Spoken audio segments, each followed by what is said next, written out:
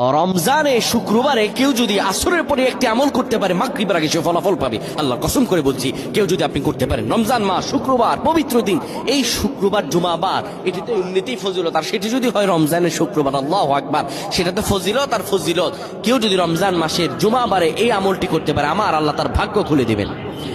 রমজান মাস পবিত্র মাস, এই মাসে কেউ যদি আমল করে আমার আল্লাহ তার কবুল করে নেন। আল্লাহ বলেন, ও মানুষেরা, আমি তোমাদেরকে রোজা দিলাম, এটি ফজিলতপূর্ণ, শুধু তোমাদের উপর নয় তোমাদের পূর্ববর্তীদের উপরে দিয়েছি লাআল্লাকুম তাত্তাকুন, যেন তোমরা মুত্তাকি হতে পারো।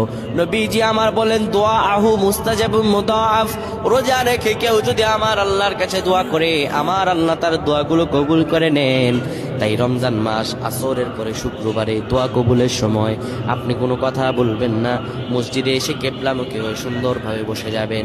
আসর নামাজের পরে কথা না বলে আপনি এই দুরূদটি 80 বার পড়বেন, আল্লাহুম্মা সাল্লি আলা সাইয়্যিদিনা মুহাম্মাদানিন নাবিয়্যিল উম্মি ওয়া আলা আলিহি ওয়া সাল্লিম।